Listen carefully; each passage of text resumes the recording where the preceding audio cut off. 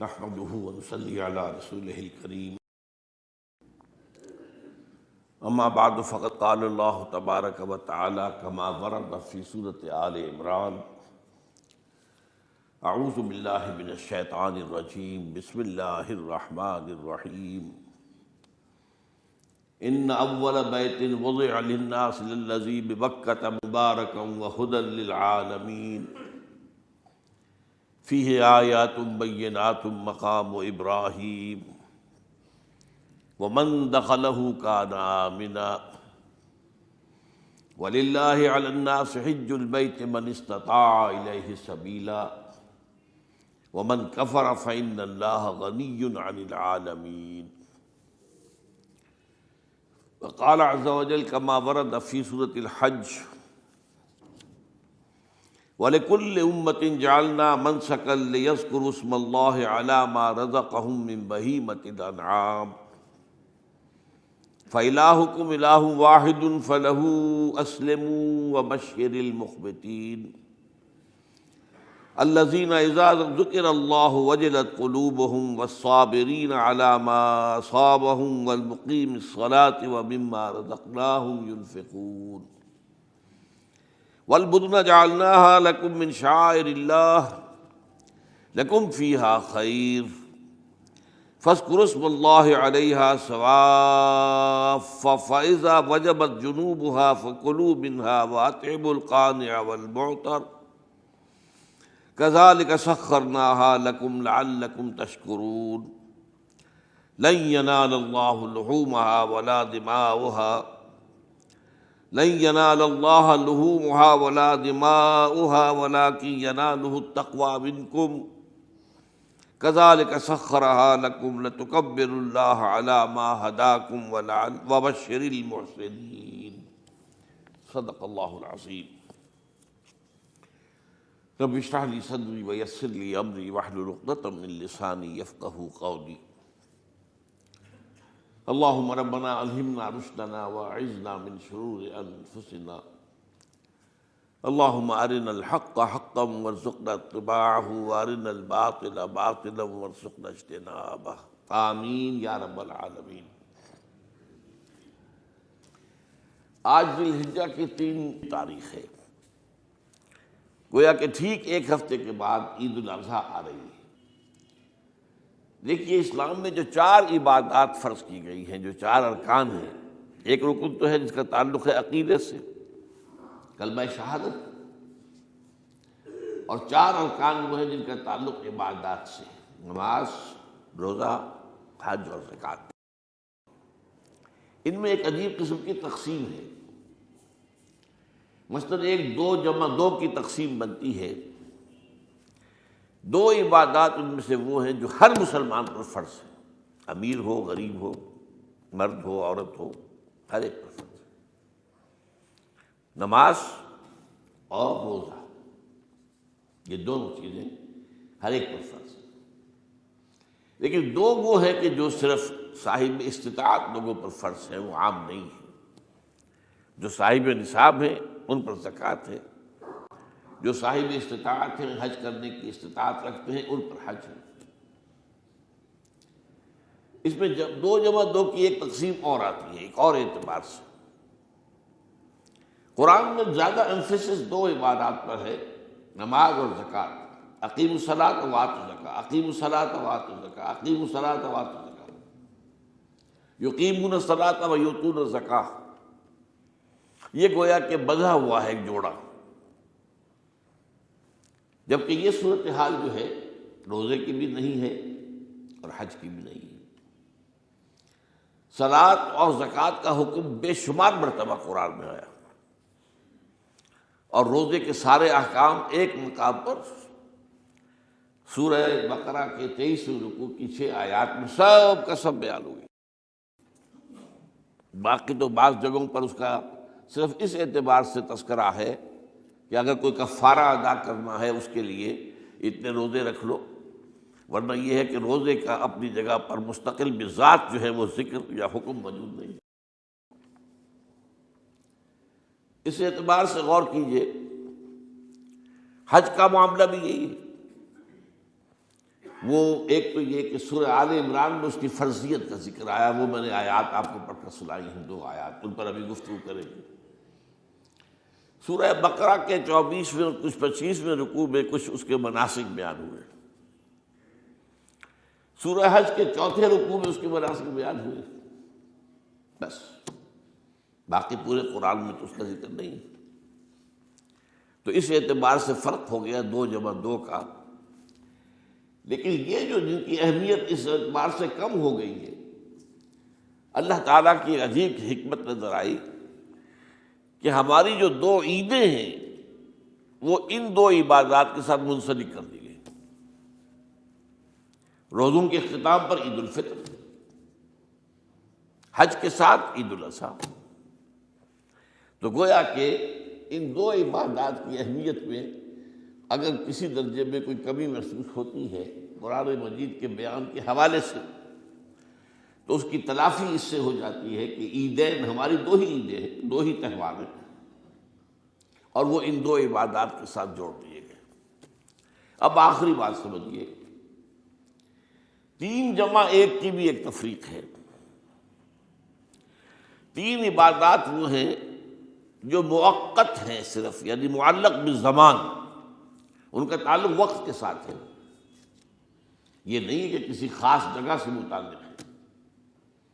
نماز ہر جگہ فرض ہے، ہاں البتہ اس کا وقت آئے گا، اگر سورج جو ہے نصف النہار سے ڈھلکے گا تو ظہر کا وقت ہوگا، اگر کسی وجہ سے اللہ تعالیٰ کی حکمت ہو کہ سورج وہیں کا وہیں کھڑا رہ جائے تو ظہر کا وقت آئے گا ہی نہیں، ظہر فرض ہوگی ہی نہیں۔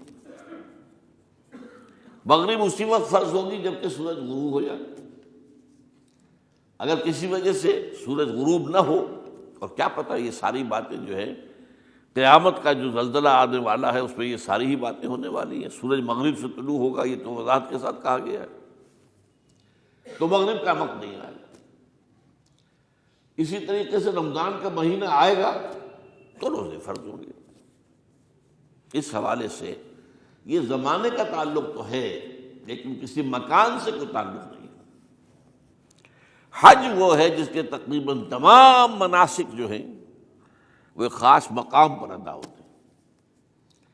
آپ سفر کر کے جائیے، مکہ مکرمہ جائیے، اللہ کے گھر کا طواف کیجیے، پھر وہاں سے جو بھی روانگی ہوتی ہے یوم الترویہ 8 ذی الحجہ کو نکلیے اور جا کر منا میں قیام کیجیے 1 رات، پھر 9 کی صبح کو نکلیں عرفات جائیے، عرفات میں شام تک قیام رہے گا، لیکن مغرب کی نماز کے وقت کے بعد وہاں سے نکلیں گے، مغرب وہاں پڑھیں گے نہیں، وہ جا کر مزدلفہ میں پڑھی جائے گی عشاء کے ساتھ ملا کر، چاہے کتنی ہی دیر ہو جائے۔ بہرحال یہ ساری چیزیں ایک خاص مقام کے ساتھ ہیں، منسلک ہیں، ہر جگہ پر یہ ادا نہیں ہو سکتا۔ اب اس میں دیکھیے حکمت نظر آ رہی ہے، چونکہ حج جو ہے ایک خاص جگہ پر ایک خاص مقام سے وابستہ ہے، اس کے ساتھ جو عید الاضحیٰ وابستہ کی گئی ہے، یہ گویا کہ حج ہی کے ایک رکن کو پھیلا دیا گیا ہے۔ قربانی جو مناسک حج میں بڑی اہمیت کی حامل ہے، اسے عام کر دیا گیا۔ تم مدینے مکے تو نہیں پہنچ سکے ہو لیکن یہاں پر قربانی کے اندر تو شریک ہو جاؤ، اور بعض مشابہتیں اور بتائی گئی ہیں کہ ذی الحجہ کا چاند طلوع ہو جائے تو اس کے بعد حجامت نہ کراؤ، ناخن نہ کاٹو، وہ جو کچھ بھی آپ کو معلوم ہے احرام کی کچھ پابندیاں ہوتی ہیں، ایک مشابہت کسی درجے میں، ٹھیک ہے ہم وہاں نہیں ہیں لیکن ان کے ساتھ ایک مشابہت پیدا ہو رہی ہے۔ تو قربانی در حقیقت جو ہے عید الاضحیٰ وہ گویا کہ ایکسٹینشن ہے حج کی، کہ تمام عالم اسلام کے اندر جو ہے تمام مسلمان جہاں بھی کہیں ہیں وہ حج کے اس ایک منسک کے اندر شریک ہو جاتے ہیں۔ تو یہ میں نے چند باتیں تمہیداً عرض کی ہیں ان عبادات 4 کے بارے میں، ان کی جو ریلیٹیو حیثیت ہے ہمارے دین میں۔ اب آئیے حج کا معاملہ کیا ہے، وہ پورا ایک خاص علاقے سے متعلق ہے اور ایک خاص شخصیت سے متعلق ہے، یہ بھی نوٹ کر لیجیے۔ چنانچہ جو آیات میں نے آپ کو سنائی حج کے بارے میں، ان اول بیت وضع للناس للذی ببکۃ مبارکا وہدی للعالمین،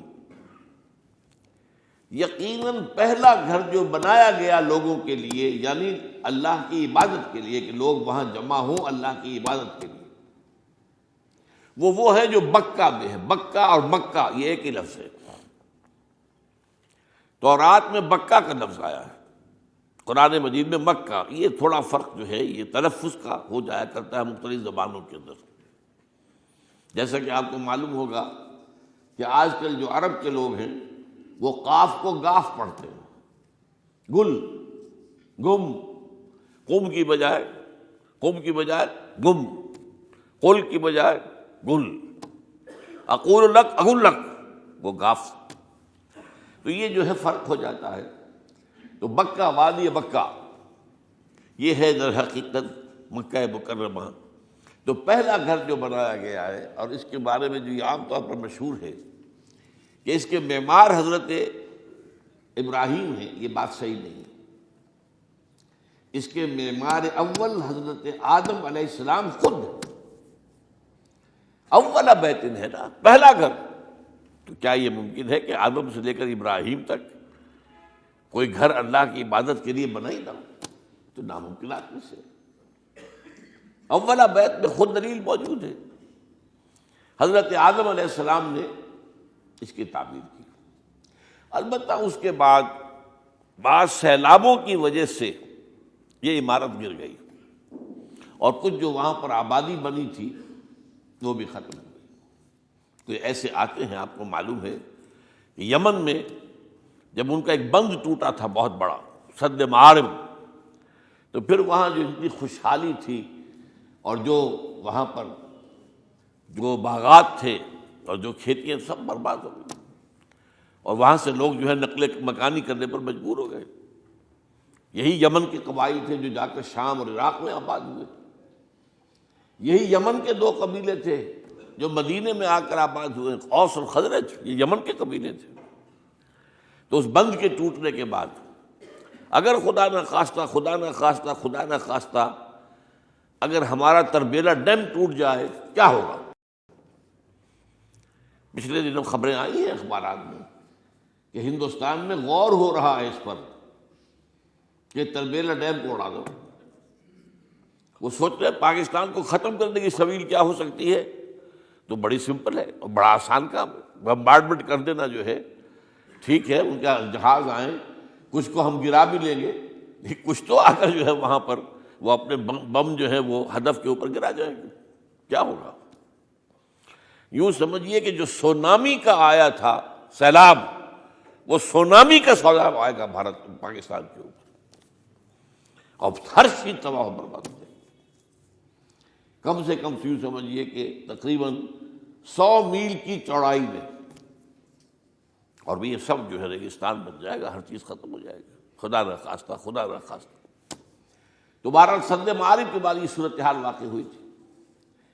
تو اس کے بعد سے یہ جو ہے یہ اللہ کا گھر یہ جو ہے گرا ہوا تھا۔ اس کی کوئی اب صرف یہ کہ قواعد رہ گئے تھے۔ قواعد کہتے ہیں جو بنیادیں ہوتی ہیں، وہ پھر اللہ تعالیٰ نے حضرت ابراہیم کو بتائیں کہ یہ ہیں وہ بنیادیں جن پر کہ وہ گھر ہوتا تھا۔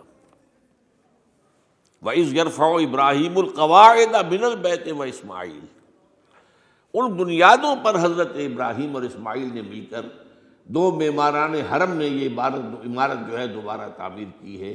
تو گویا کہ حضرت ابراہیم علیہ السلام معمار دوم ہے، معمار اول اس کا جو ہے وہ خود حضرت آدم علیہ السلام۔ فیہ آیات بینات مقام ابراہیم، مقام ابراہیم ہے۔ جو بھی وہاں گئے ہیں انہوں نے دیکھا ہے کہ ایک پتھر تھا جس پر کھڑے ہو کر حضرت ابراہیم علیہ السلام تعمیر کر رہے تھے۔ اب آج تو آپ کو معلوم ہے اسکیفولڈنگ لگ جاتی ہے، بانس لگ گئے، یا آج کل تو جو ہے پائپس جو ہے لوہے کے اس سے لگا کر، تو جیسے جیسے عمارت اٹھتی جا رہی ہے اسی طریقے سے اس کے ساتھ جو ہے وہ چل رہے ہیں اور ان کے اوپر کھڑے ہو کر تعمیر ہو رہی ہے۔ تو اس وقت کچھ نہیں تھا۔ تو ایک پتھر ایسا تھا کہ جو خود بخود اٹھتا تھا پھر اللہ تعالیٰ کے اٹھانے سے، یا یوں کہیے کہ ملائکہ کے اٹھانے سے، اور اسی پر حضرت ابراہیم کھڑے ہو کر وہ پتھروں کے اوپر پتھر رکھتے جا رہے تھے، اور اس کی وجہ سے اس پتھر کے اوپر کتنی دیر کھڑے رہنا ہوا ہوگا حضرت ابراہیم علیہ السلام کا کہ اس پر ان کے پاؤں کے نشان بن گئے۔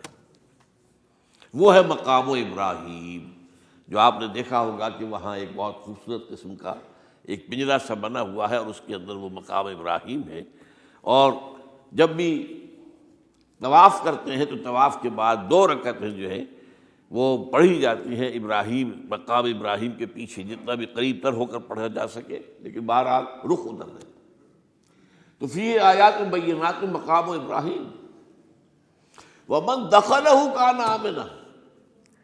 تو ایک تو یہ کہ وہ نشانیاں ہیں، وہ اللہ تعالیٰ جن لوگوں کی کہ دل کی آنکھ کھلی ہو، روحانی آنکھیں کھلی ہو، ان کو دکھاتا ہے، اور ایک وہ ہے کہ جو ہماری ان سامنے کی ظاہری آنکھوں کو بھی نظر آتی ہے۔ یہ نوٹ کر لیجئے کہ یہ مقام امن کا گہوارہ رہا ہے۔ عرب میں لوٹ مار، قتل غارت، قتل کے بدلے میں قتل، پھر قتل کے جواب میں قتل چلتا تھا، لیکن اس وقت بدترین دور میں بھی عربوں کا معاملہ یہ تھا کہ کوئی شخص فرض کیجئے کہ وہ کئی مہینے سے اپنے باپ کے قاتل کو ڈھونڈ رہا ہے تاکہ قصاص لے سکے، بدلہ لے سکے، اسے قتل کر سکے، اسے کہیں نظر نہیں آ رہا، اچانک حرم میں نظر آ جاتا ہے، وہاں وہ نقصان نہیں پہنچائے گا اسے۔ یہ امن کا گھر ہے، اللہ تعالیٰ نے اسے امن کی جگہ بنایا ہے، بلد الامین کہا گیا ہے اس کو، امن والا شہر۔ تو یہ جو ہے، یہ تو آج تک بھی اس کی جو برکت ہے وہ نظر آتی ہے۔ وَمَن دَخَلَهُ كَانَ آمِنًا وَلِلَّهِ عَلَى النَّاسِ حِجُّ الْبَيْتِ مَنِ اسْتَطَاعَ إِلَيْهِ سَبِيلًا، اور اللہ کا حق ہے اپنے بندوں پر کہ وہ حج کریں اس کے اس گھر کا، جو کوئی بھی استطاعت رکھتا ہو سفر کی۔ اگر زاد راہ ہے، خرچہ ہے، جانے آنے کے اخراجات مہیا ہیں، اور یہ کہ آپ پیچھے جن کو چھوڑ کر جا رہے ہیں ان کے لیے بھی اتنے وقت کا جو ہے وہ انتظام ہے، کھانے پینے کا، گزارے کا، نان نفقے کا، تو آپ پر حج فرض ہو گئے۔ اب اگر اس فرضیت کے بعد کوئی شخص تاخیر کرتا ہے تو وہ بڑے گناہ کے اندر مبتلا ہے۔ جیسے ہی فرضیت ہو جائے، پہلا کام جو ہے، پہلا قرض جو ہے، یوں سمجھیے یہ اللہ کا قرض ہے بندوں پر۔ یہ لام جو آتا ہے، لام اور اعلیٰ، لام کسی کے حق کے لیے، اعلیٰ کسی کے اوپر حق ہونا۔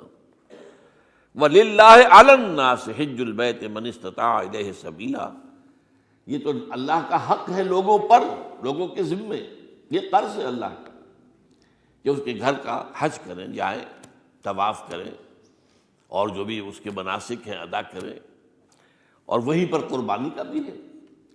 لِيَشْهَدُوا مَنَافِعَ لَهُمْ وَيَذْكُرُوا اسْمَ اللَّهِ فِي أَيَّامٍ مَّعْلُومَاتٍ عَلَىٰ مَا رَزَقَهُم مِّن بَهِيمَةِ الْأَنْعَامِ فَكُلُوا مِنْهَا وَأَطْعِمُوا الْبَائِسَ الْفَقِيرَ، اسی کے اندر جو ہے مناسک کے اندر قربانی بھی ہے۔ افریقہ میں آپ کو معلوم ہے، شمالی افریقہ میں زیادہ تر لوگ جو ہیں جیسے کہ ہندوستان پاکستان میں ویسے ہیں، لیکن آپ جنوب میں چلتے جائیے تو رنگ گہرا ہوتا چلا جائے گا، انتہائی سیاہ رنگ، وہ بھی ہے، سب آ رہے ہیں، شکلیں جدا ہیں، زبانیں جدا ہیں، لیکن سب کے سب جو ہے ایک ہی نغمہ ان کی زبان پر ہے ایک ہی نغمہ، کہیں واضح کہیں مبہم، وہ ایک ہی مذہب، لبیک اللہم لبیک لبیک لا شریک لک لبیک ان الحمد والنعمت لک والملک لا شریک لک۔ اب یہ ترانہ ہے، توحید کا ترانہ ہے، اور گونج رہی ہے اس وقت، آپ اندازہ نہیں کر سکتے کہ وہ پوری سرزمین گونج رہی ہوگی اس ترانے کے ساتھ، کیونکہ تھوڑی تھوڑی دیر کے بعد نئے قافلے داخل ہو رہے ہیں۔ ابھی ایک قافلہ جو ہے اس نے سعی مکمل کی ہے، دوسرا شامل ہو گیا، بلکہ اس کے دوران ہی ابھی اس کا ختم نہیں ہوا کہ تیسرا قافلہ چلا رہا ہے۔ وہ تو یہاں تو ظاہر بات ہے کہ میں نے چونکہ ایک نقشہ اپنی نگاہوں سے دیکھا ہے، مدینہ منورہ سے اور مکہ مکرمہ جاتے ہوئے رات کے وقت، کہ کہیں جو ہے وہ روشنیوں کی وہ قطار ٹوٹتی ہی نہیں تھی، مسلسل معلوم ہوتا ہے کہ سڑک کے اوپر گاڑی ہے، مسلسل، کہیں اس کے اندر وقفہ ہے ہی نہیں۔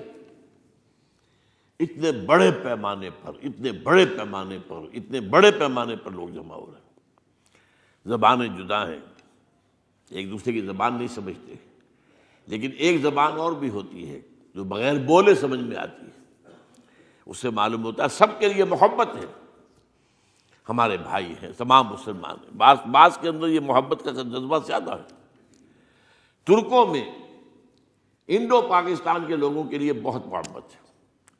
اب وہ بات جو نہیں کر سکتے، سمجھا نہیں سکتے، لیکن ان کی آنکھوں سے، ان کے انداز سے وہ محبت ٹپکی پڑتی ہے۔ تو عالمگیریت جو ہے اسلام کی، ہمگیریت، عالمگیریت، آفاقیت، اس کا جو مظہر نظر آتا ہے وہاں تھا۔ پھر یہ کہ ہمارے ہاں کی جتنے بھی فرقہ بندیاں ہیں وہ وہاں ختم ہو جاتی ہے۔ وہاں اہل حدیث ہیں، حنفی ہیں، مالکی ہیں، شافعی ہیں، حنبلی ہیں۔ یہ کام بھی کیا ہے آ کر انہوں نے آل سعود نہیں، ورنہ اس سے پہلے جو ہے وہ 4 مصلے علیحدہ تھے، وہاں پر 4 جماعتیں علیحدہ ہوتی تھی۔ یہ حنفی مصلی ہے، یہاں پہ حنفی امام ہے وہ پڑھائے گا، یہ شافعی مصلی ہے، شافعی امام ہے وہ نماز پڑھائے گا۔ تو یہ جو ایک تفریق تھی وہاں بھی موجود تھی، انہوں نے ختم کیا۔ ایک امام کے پیچھے جماعت ہوگی، اسی میں حنفی بھی ہیں، مالکی بھی ہیں، شافعی بھی۔ کچھ ہیں لوگ جو زیادہ، جن کے اندر کچھ زہر زیادہ گھل گیا ہے فرقے واریت کا، وہ پھر نہیں نماز پڑھتے، وہاں پر محروم رہتے، اس کی فضیلتوں کو چھوڑ کر جا کر کہیں اپنے جو ہے گھروں پر جہاں ٹھہرے ہوئے وہاں جا کے نماز پڑھ لیتے ہیں کہ یہ جو ہے وہابی، ان کے پیچھے ہماری نماز نہیں ہوتی۔ لیکن نہیں، عام طور پر ایسا نہیں ہے، عام طور پر سب لوگ جمع ہیں، نماز پڑھ۔ اور ایک سب سے بڑا مشاہدہ جو ہوتا ہے، جو مجھے سب سے پہلے ہوا تھا پہلے حج میں، یہ 1962 کی بات ہے، تو میں نے محسوس کیا کہ یہ نماز کے اندر اختلافات جو ہیں اسلام مسلمانوں میں صرف اتنے ہیں کہ جس سے جماعت نہیں ٹوٹتی۔ اختلافات ہے، رفع یدین ہے یا نہیں ہے، آمین بالجہر ہے یا نہیں ہے، اختلافات تو ہیں، لیکن جماعت نہیں ٹوٹتی۔ وہ جو ڈرل ہے، ڈرل جیسے کہ ڈرل ہوتی ہے، آرمی پریڈ ہو رہی ہے، وہ ڈرل ختم نہیں ہوتی۔ ایسا نہیں ہے، میں نے جب سوچا اگر کسی مسلک کے نزدیک رکوع بھی 2 ہوتے، جیسے سجدے 2 ہیں، تو وہ لوگ تو ایک رکوع کے بعد دوسرا رکوع کرتے اور باقی لوگ سجدے میں چلے گئے ہوتے، جماعت ٹوٹ جاتی۔ یا اگر کسی کے نزدیک ہر رکعت کے اندر جیسے رکوع ایک ہے، سجدہ بھی ایک ہی ہوتا، تو کچھ لوگ تو ایک سجدہ کر کے کھڑے ہو جاتے ہیں اور دوسرے لوگ جو ہے دوسرا سجدہ کر رہے ہوتے، جماعت ٹوٹ جاتی۔ تو یہ میں سمجھتا ہوں کہ یہ کس کی حکمت ہے، کس نے یہ طے کیا کہ ٹھیک ہے آپ میں رنگا رنگی بھی ہو، اے ذوق اس چمن کو ہے زیب اختلاف سے، اختلاف بھی ہے، رفع یدین بھی ہو رہا ہے، آمین بالجہر بھی ہو رہا ہے، نہیں بھی ہو رہا ہے، سب کچھ ہے، لیکن وہ اجتماعیت نہیں ٹوٹ رہی۔ یہ وہ یوں سمجھیے کہ یہ زندہ معجزہ ہے اسلام کا کہ 1400 برس بیت گئے ہیں اور کتنے بڑے علاقے میں یہ اسلام پھیلا ہے، اور یہ کہ مختلف مسالک وجود میں آئے، اس میں کوئی شک نہیں ہے۔ حنفی ایک علاقے کے اندر آپ کو ملیں گے صرف شافعی، ہندوستان کا بھی مغربی ساحل کے صرف شافعی ملیں گے آپ کو۔ اس سے آگے آپ جائیے، چونکہ یہ عرب تاجروں کے ذریعے سے ایمان لائے ہیں یہ لوگ، سری لنکا کے لوگ ہیں، انڈونیشیا کے لوگ ہیں، ملیشیا کے لوگ، سب شافعی ہیں۔ ہندوستان میں چونکہ اوپر سے شمال سے آیا ہے اسلام، یہ ترکوں کے ذریعے سے آیا ہے، اور وہ کٹر حنفی تھے، یہاں حنفیت آئی ہے۔ ترک جو ہے کٹر حنفی، یہ ترکی تو تھے جو آئے تھے۔ یہ کون تھا؟ محمود غزنوی کون تھا؟ سبکتگین کون تھا؟ الپتگین کون تھا؟ بختیار کاکی کون تھا؟ قطب الدین بختیار، یہ کون تھے؟ سب ترک۔ اور ترک بھی کون؟ غلامان، خاندان غلامان یاد کیجیے۔ لیکن بہرحال ان کے ذریعے سے جو اسلام ان کے ساتھ آیا ہے وہ خالص حنفی اسلام، کوئی حرج نہیں۔ وہاں جا کر سب جمع ہو جاتے ہیں ایک وحدت کے اندر۔ تو یہ چند مشاہدات وہاں کے ہوتے ہیں جو ہماری ظاہری آنکھوں کو بھی نظر آ جاتے ہیں، جس کا کہ قلب کے اوپر بڑا گہرا اثر پڑتا ہے۔ اب میں ایک موضوع لے رہا ہوں یہ جو قربانی کا مسئلہ ہے، اس کے بارے میں ایک زمانے میں تو بہت منکرین حدیث کی طرف سے اس کے خلاف بڑی جو ہے ایک مہم چلی تھی کہ ختم کیا جائے اس کو، یہ خام خواہ جو ہے خرچ ہوتا ہے بہت بڑا اور ضائع ہوتا ہے گوشت، اتنے بڑے پیمانے پر گوشت ہوتا ہے کھایا نہیں جاتا۔ اچھا ایک زمانے میں فریج بھی نہیں تھے، یہ بھی نہیں کہ آپ محفوظ کر دیں، گوشت ضائع بھی ہو سکتا تھا، اور بھی چیزیں جو ہے وہ گوشت کی وہ صحیح طور سے استعمال نہیں ہوتی تھی۔ تو اس کے اوپر بڑا پروپیگنڈا منکرین حدیث کا رہا کہ یہ جو ہے قربانی صرف حج کے موقع پر ہے۔ میں اس کی نفی کے لیے آج آپ کو بتا رہا ہوں کہ سورہ حج کے اندر جو 2 رکوع ہیں، ایک چوتھا ایک پانچواں، چوتھے رکوع میں بھی قربانی کا ذکر ہے، پانچویں میں بھی قربانی کا ذکر ہے۔ یہ ایک دم جو ہے ایک جگہ پر جو 2 طرح کی قربانیوں کا ذکر ہو رہا ہے، یہ کیوں ہو رہا ہے؟ چوتھے رکوع میں وہ مناسک حج کے ساتھ اس کا ذکر ہے، وہاں جو فرمایا گیا لِيَشْهَدُوا مَنَافِعَ لَهُمْ وَيَذْكُرُوا اسْمَ اللَّهِ عَلَىٰ مَا رَزَقَهُم مِّن بَهِيمَةِ الْأَنْعَامِ فِي أَيَّامٍ مَّعْلُومَاتٍ عَلَىٰ مَا رَزَقَهُم مِّن بَهِيمَةِ الْأَنْعَامِ فَكُلُوا مِنْهَا وَأَطْعِمُوا الْبَائِسَ الْفَقِيرَ۔ وہاں پہ قربانیاں دو، پھر اللہ کا نام لو، ان جانوروں پر جو اللہ نے تمہیں عطا کیے ہیں ان جو معین دنوں کے اندر دو، فی ایام معلومات، اور پھر اس میں سے خود بھی کھاؤ، اور جو ہے جو جیسے صدقہ کا گوشت ہوتا ہے وہ نہیں ہے، وہ قربانی کا گوشت ہے، اس میں سے آپ خود بھی کھائیں اور غرباء کو کھلائیں، غریبوں کو دیں، مساکین کو دیں۔ تو پورا حکم آ چکا ہے چوتھے رکوع کے اندر۔ پانچواں رکوع پورا کا پورا جو ہے وہ عید الاضحیٰ پر ہے میرے نزدیک۔ یہی حکمت صوم کے بارے میں ہے کہ وہاں جب ایک حکم تکرار کر کے آیا کہ پہلے فرما دیا گیا فَمَنْ كَانَ مِنْكُمْ مَرِيضًا أَوْ عَلَىٰ سَفَرٍ فَعِدَّةٌ مِّنْ أَيَّامٍ أُخَرَ، اگر بیمار ہو کوئی اور یہ یا کہ سفر پر ہو تو وہ تعداد دوسرے دنوں میں پوری کرے۔ پھر کیا وجہ دوبارہ آ رہا ہے؟ شہر رمضان الذی انزل فیہ القرآن ھدی للناس وبینات من الھدی والفرقان فمن شہد منکم الشہر فلیصمہ ومن کان مریضا او علی سفر فعدۃ من ایام اخر۔ کیوں؟ یہ تو ادبی اعتبار سے یہ کلام کا عیب شمار ہوتا ہے، تکرار بلا کسی سبب کے، نہیں سبب کے بغیر نہیں ہے۔ وہاں کیا تھا؟ وہاں ان 2 رعایتوں کے ساتھ تیسری بھی شامل تھی کہ اگر صحیح ہو اور مقیم ہو پھر بھی روزہ نہ رکھو تو ایک مسکین کو کھانا کھلا دو۔ یہ رعایت ختم ہوئی ہے رمضان کے روزے کے ساتھ، اب رکھنا پڑے گا روزہ، اور اگر بیمار ہو یا سفر پر ہو تو ٹھیک ہے دوسرے دنوں میں پورا کرو، پورا کرنا لازم ہے اس کا۔ تو یہ چیز جو ہے یہ در حقیقت کسی وجہ سے ہوتی ہے۔ بالکل یہی بات ہے سورہ حج کے چوتھے رکوع کے اندر، وہ جو قربانی ہے حج کے ساتھ اس کا ذکر آ چکا۔ اب سنیے یہ جو آ رہا ہے، فرمایا وَلِكُلِّ أُمَّةٍ جَعَلْنَا مَنْسَكًا، ہر امت پر ہم نے ایک جو ہے قربانی کا معاملہ نازل وہ جو ہے فرض کیا ہے۔ میں نے چونکہ آج شروع میں کہا تھا کہ صوم اور حج میں کچھ مشابہتیں ہیں۔ دیکھیے صوم کا حکم بھی آیا تھا تو کس طور سے آیا تھا؟ یا ایھا الذین آمنوا کتب علیکم الصیام کما کتب علی الذین من قبلکم لعلکم تتقون، اہل ایمان تم پر روزہ رکھنا فرض کیا گیا جیسے کہ فرض کیا گیا تھا ان پر جو تم سے پہلے تھے۔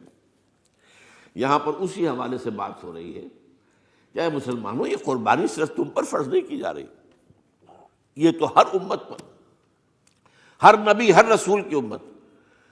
وَلِكُلِّ أُمَّةٍ جَعَلْنَا مَنْسَكًا لِيَذْكُرُوا اسْمَ اللَّهِ عَلَيْهَا، تاکہ وہ نام لیں اللہ کا، عَلَىٰ مَا رَزَقَهُم مِّن بَهِیمَةِ الْأَنْعَامِ، جو کچھ اللہ تعالیٰ نے انہیں رزق دیا ہے۔ یہ چوپائے جو ہیں حیوانات قسم کے، ان پر اللہ کا نام لے کر چھری پھیری جائے، اللہ کے نام سے ان کو ذبح کیا جائے۔ فَإِلَٰهُكُمْ إِلَٰهٌ وَاحِدٌ فَلَهُ أَسْلِمُوا، تو یہ جان لو کہ اس قربانی کی اصل روح کیا ہے؟ وہ یہ ہے کہ اللہ تمہارا ایک الہ ہے، اسی کے سامنے تمہیں سر جھکانا ہے۔ یہ روح تقویٰ اگر نہیں ہوگی تو یہ قربانی بے معنی ہو جائے گی۔ نماز و روزہ و قربانی و حج یہ سب باقی ہیں، تو باقی نہیں ہے۔ جب اللہ تعالیٰ کے ساتھ تعلق نہیں ہے تو یہ ساری چیزیں ریچولز بن جائیں گی۔ اب یہ بھی ہوتا ہے 20-25 ہزار کے بکرے جو ہیں وہ لوگ لیتے ہیں، پھر ان کو گھماتے ہیں پھراتے ہیں، ان کے اوپر ریشمی چادریں چڑھاتے ہیں، ان کو جو ہے وہ مہندی لگا کر. بہرحال وہ چیزیں جو ہیں یہ اظہار اس طرح کا یہ تو پسندیدہ نہیں ہے. تو یہ تو لوگوں کو دکھانے کی بات ہے اور اپنے پیسے کی جو ہے اپنی دولت کے اظہار کا ایک ذریعہ ہے. لیکن یہ کہ بہرحال قربانی انسان کرے اور یہ کہ اس کے اندر روح جو ہے تقویٰ کی وہ موجود ہوگی. فَإِلَٰهُكُمْ إِلَٰهٌ وَاحِدٌ فَلَهُ أَسْلِمُوا وَبَشِّرِ الْمُخْبِتِينَ. اور اے نبی ان لوگوں کو بشارت دے دیجئے کہ جو اللہ کے سامنے جھکے رہتے ہیں، خشوع اور خضوع کی شکل اختیار کرتے ہیں. الذین اذا ذکر اللہ وجلت قلوبہم، وہ لوگ کہ جب اللہ کا نام لیا جائے تو ان کے دل لرز اٹھتے ہیں. والصابرین علی ما اصابہم، اور صبر کرنے والے جبکہ اس چیزوں پر کہ جو اللہ کی طرف سے ان پر آ گئی ہوں، مصیبتیں، کوئی تکالیف. والمقیم الصلاۃ، اور نماز کو قائم کرنے والے. ومما رزقناہم ينفقون، اور جو کچھ ہم نے انہیں دیا ہے اس میں سے خرچ کرنے والے.